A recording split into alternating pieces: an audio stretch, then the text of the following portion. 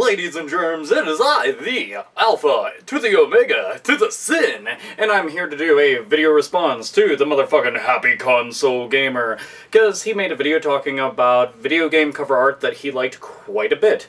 And while I've always taken a piss out of tons of different video game cover art that, well, ultimately just looked like crap because it did, you know, just thinking about it was really fucking laughable. Like Carnage for Game Boy Advance, that's probably one of the worst things I've ever seen in my entire fucking life. But there are tons of games that have really kick-ass art, and so I started going through my head thinking about a bunch of different games I like to cover art from.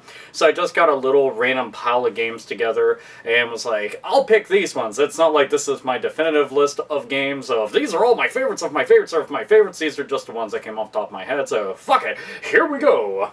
Now, this one, I've actually used this as a backdrop on my phone because I liked it so much, and that is Ghouls and Ghosts. If the fucking glare will stop. There we go. Ghouls and Ghosts for the Sega Genesis, or the Mega Drive, whatever fucking country that you're in currently when you're listening to this. But the cover of it, it seriously just looks badass. Number one, you got Arthur, who's wearing his gold armor, and it looks absolutely bitchin'. And you have the level 1 boss who's chilling in the background, which is the most common boss that you're going to come across because, well, frankly, the game's harder than shit. If you ever played the one on NES, then pretty much, there you go, you're going to be putting out the same kind of crap, except for it looks a whole lot prettier. But this is a game I played a whole bunch because my brother had gotten it, and I loved the living shit of it. I actually played this one before I played the one on NES, which is kind of interesting. And it's kind of crazy. I was looking on it back to shit came out in '89. I was like, fuck me, I can't believe it's that old. But yeah, the cover art just looks really cool. I like a whole lot. He's just in there, fuck, thunder, like Thor and shit, minus the hammer and whatnot. But still, it does. It looks really badass. I just like it a whole lot, and it makes me happy. Plus, I'm always a really big fan of the old school Sega Genesis cases because they have the black grid style going around there and stuff, and it goes the whole way around. I always thought that looked really fucking gnarly, so yeah, I want to go and throw that onto the list.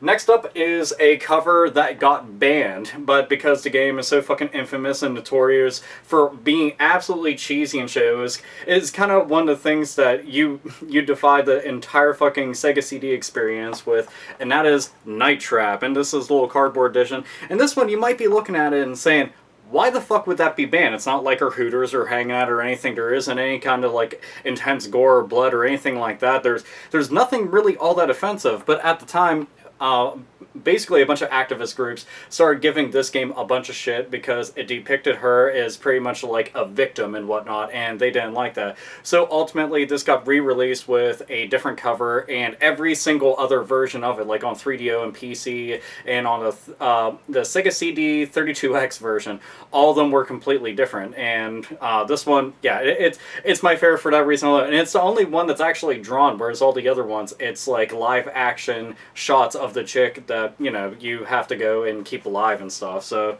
yeah, I thought that was kind of fucking interesting. So there you go. And another one, hail to the king, baby.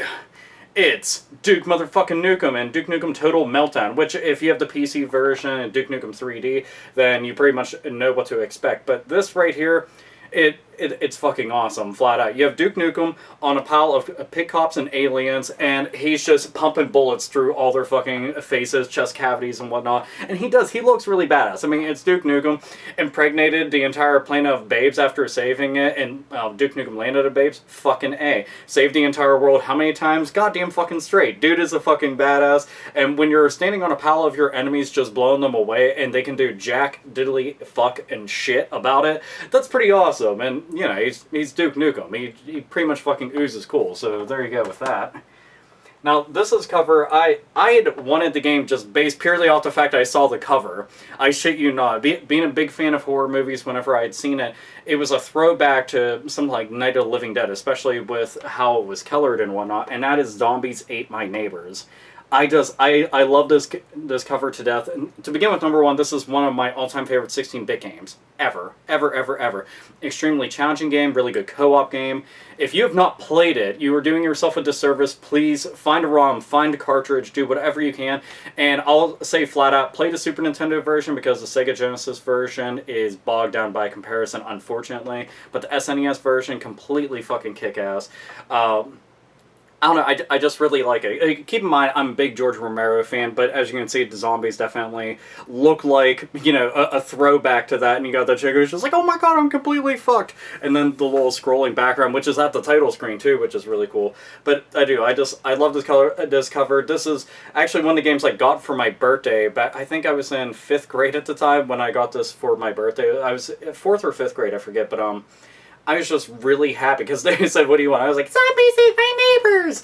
So, ended up getting this. It was very fucking cool. Unfortunately, didn't keep the box or anything because that was just packaging. So, like a fucking numbnuts, threw that shit away. But, years later, ended up getting it back. And it makes me happy to have one of my old school fucking favorite games complete. So, yeah, Zombies Ate My Neighbors. Very kick-ass cover. Love that stuff. Now, another game I ended up having throughout my childhood, and I played this one to death to the point that I could basically go through it without ever getting hit damn near. I get hit maybe once or twice during boss battles, or by accident when I'm just fucking about being an idiot, but that's Teenage Mutant Ninja Turtles 2, the arcade game. If you're a fan of beat-em-ups, this is essential, pretty much. I mean, whenever a lot of people like my age, when we were younger, we got to see this in the arcade, and we were like, oh my god, they made a home console version. It was like, that's fucking awesome! And, you know, this pales in comparison to Part 3 and to Turtles in Time and stuff like that, which is completely understandable. But this one, I had looked at all the time. I had drawn this cover, I don't even know how many times. I was always a fan of drawing Teenage Mutant Ninja Turtles, with Michelangelo being my favorite of all time, because he was a party dude. Hooray! But just seeing them busting through a big-ass brick wall, and I always looked at their skateboards. As a matter of fact, the fact that they were on skateboards made me want to skateboard, but, you know, I sucked at skateboarding, it didn't matter. But it looked really fucking cool, and I liked Michelangelo's because it had the happy face with the bullet hole in it, and I was just like, that's fucking awesome! But it is, oh, and on the cover of it, Cowabunga, coupon for free personal pan pizza from Pizza Hut, inside, void in Quebec and Mexico, not sponsored by Nintendo. Well then. So, again, really kick-ass cover. It's just, I don't know, it's really awesome. See the little brick design going down the side, but for a Ninja Turtle game, this is my favorite cover. Turtles in Time comes in a very, very, very close second. Unfortunately, I don't have that game, which fucking breaks my heart, because I had it when I was younger, but eventually I'll find it. I want to get that. I want to get it complete, though, because I want the fucking box and stuff, because I love that. But this one right here, it's just, it's a very kick-ass game. And for beat-em-up fans, this is essential. For Teenage Mutant Ninja Turtle fans, again, this is essential. So there you go. There is that. Dum-de-dum-de-dum. Now, this one is, I don't own the PAL version of it, so this is going to be used as a placeholder. It's Castlevania Symphony of Night for PS1. Now, Castlevania Symphony of Night in Japan and in the PAL regions had the vastly superior cover art. I don't remember, is it the interior art? Yeah. So, it's basically what you see right there. You have Alucard just being a fucking badass and stuff, and everybody got that version. Here in the States, unfortunately, we got basically a fucking castle. That was it. We got Dracula's castle in the background with some fucking lightning and shit. And you know, I guess that's kind of cool, but I mean, let's be fair. The fucking artwork for Castlevania Symphony of Night was absolutely amazing. And the same artist, she ended up doing the artwork for Castlevania Chronicles. She did it for Aria Sorrow. Let's see, I'm trying to think of what else. Damn it. Well, Harmony of Dissonance. There are some other ones. I can't think of all of them off the top of my head. But she's an amazing artist, and when I saw that cover, I was like, why couldn't we have fucking had that one? We got this one. Why? So, I was always wishing for an alternate cover. I even thought about just printing one out, just to put it in there for the fuck of it. Even if it's just a little scrap piece of paper, just be like, huh, now it doesn't look like fucking complete ass. So, yeah. Castlevania Symphony of Night, that cover is absolutely amazing, and she's one of the most amazing artists I've ever seen do stuff for video games.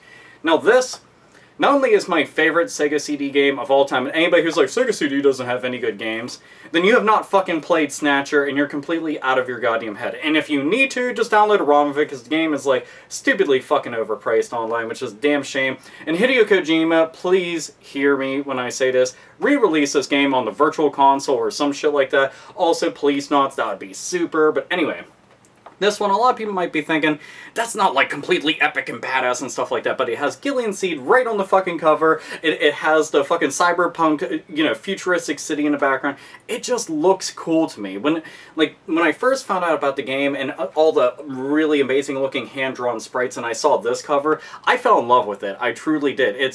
like, a running theme amongst pretty much all the covers that I've noticed is the vast majority of them are all hand-drawn. And, you know, it's something I appreciate a whole bunch, and this pretty much is a fine example of that. It just looks really great. As a matter of fact, you get to see some more of the art there on the back. But a fantastic game, and it's, I mean, you get to run around with a little miniature Metal Gear. That's pretty fucking cool in itself. So yeah, if you have not ever played this game, please go, and there are ROMs of it. I should, you know, you can go, I forget, what is it, Kega, the emulator, and Gens. I think both of them play Sega CD ROMs. And yes, it's not fucking actual ISOs or anything like that. They're just straight up ROMs. So there you go. Go and play that. It's amazing and seriously worth it. There's also translated ROMs of Policenauts online. I know I came across a PS1 version of it. I don't know if they had it for the other version. But anyway, so yes, Snatcher, fantastic game. I can't even say fantastic game. One of the greatest games, especially to come out, you know, from fucking Konami, in my personal opinion. So yeah,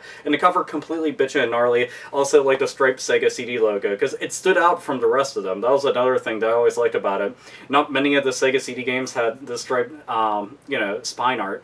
So, you know, you could tell this from a mile away. Like, oh, it can only be a couple games if it's natural. Oh my fucking god! You know, complete fucking nerdgasm, boner type shit. This one right here, not only was one of my first PlayStation 1 RPGs, but is my favorite within the series. And that's Breath of Fire 3. Now, you'll be seeing this and be like, wait a minute, that's a PS1 game. Well, I do have it on PS1. The artwork for that one is completely different. It's just a sword with fire in the background. Well, it looks really cool and, you know, gives you the whole fantasy RPG feeling. This one is a hell of a lot better. It has Ryu and Nina on the cover of it. As a matter of fact, you get a little bit more art back there. But this one looks fucking badass. I mean, Ryu looks like he's about to fucking dish out business, like transform into a fucking other dragon, just like, roar, and just bring down pain on your head. And naturally, Nina's just fucking being the awesome fucking chick that she is. But Breath of Fire 3, my favorite out of the entire series, with Breath of Fire 2 coming in a very, very, very close second. But a fantastic game, and the PSP, since it's region free, I decided to go and pick this up. This is the PAL version of it. So if you're a big fan of Breath of Fire 3 and you have a PSP, maybe go and pick this up. It's not terribly expensive. At least it wasn't whenever I picked it up. So, and nobody really collects for PSP for some reason, despite the fact that it has tons of great games. But the artwork for this, it's just beautiful. And if you look really closely, you can see all the other characters back there. There goes Momo there. Let's see. There goes Tipo up there. I'm trying. There goes Ray. I was never sure how to say his name, by the way. I'm trying to see if Gar is on there. I think that's Gar right there. I think I'm making an educated guess right there, but yeah, it's pretty much the vast majority of the cast, not the entire cast, but still, really great game. Love it to absolute death. Let's see. What else do we have on the agenda? My favorite fighting game franchise of all time, Guilty Gear. And this was the very first Guilty Gear that I ever got my hands on, and the thing that drew me to it was the cover. And the cover, the art for it is just amazing. I'm a really big fan of the Guilty Gear art to begin with.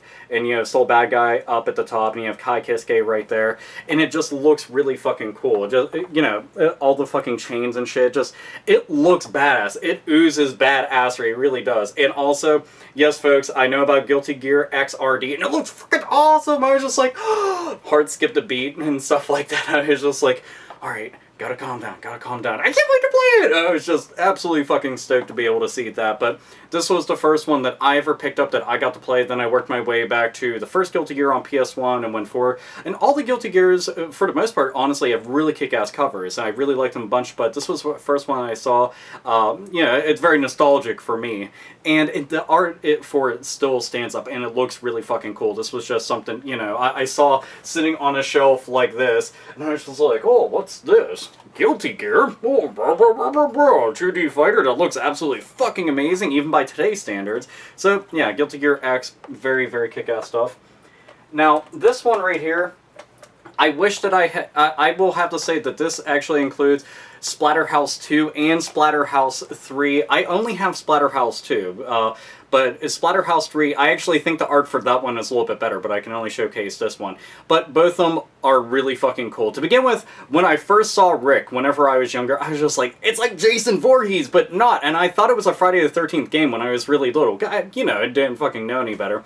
But it's not, naturally. But the dude, he looks like it, and I thought, oh, isn't this fucking cool? You're like Jason Voorhees, and like, beating up even more evil things. And, you know, thinking about it now, I kind of wish that would happen. That'd be really fucking cool. You know, have a fucking Friday the 13th and Nightmare on Elm Street game where you play as the bad guys and you go around saving the world from shit even more evil than them, because they're like, hey, we're the bad guys around here. We're gonna have you doing this kind of bullshit. This is our fucking home turf. But Rick's on the front, and you see right there, it fucking swinging around a bloody pipe at the enemies that are all coming after him. And I like horror-themed things. And I also liked, on Sega Genesis cases were always really cool. But the Namco one, which had this little border around it, it made this stand out to me. But the one on Splatterhouse 3 just looked a lot more cooler, because it's way more detailed, looks realistic and shit. Also, the cutscenes are really fucking eerie in that game. If you ever play through them, which you ought to get Splatterhouse on PS3 or Xbox 360, I actually got it sitting right there. But the cover for that's not nearly as cool. It basically just has this mask on the front, but, you know, what the fuck ever. But still, very kick-ass game. I love the series to death, and on the newest Splatterhouse, you can unlock all the original games. That's fucking badass shit right there. So, yeah, and this cover, again, it's just really cool. And Part 3, I like that one even more because it looks so much more detailed and realistic, but this one is just as badass. And it's just weird because his mask looks really different. And if you look really close right there, it looks like he's wearing like a pair of yellow rimmed glasses, like with no glass inside of them. And it's really fucking odd looking when I see it. And there's just like a little skeleton hand holding onto the back of it, which is odd because his mask does not do that whatsoever. But what, you know, fuck it, why not? It's still very cool stuff. So Splatterhouse, fantastic stuff. And again, I know this isn't a complete list. I was also going to throw on, like, the original Resident Evil, because I always looked at that one. The original Twisted Metal, that one's really cool. Up here, I have the limited edition of Walking Dead. As a matter of fact, I'll take it down for the fuck of it. I really like this cover a lot. Like, I did an unboxing of this a while ago, because it came with The Walking Dead Omnibus Volume 1.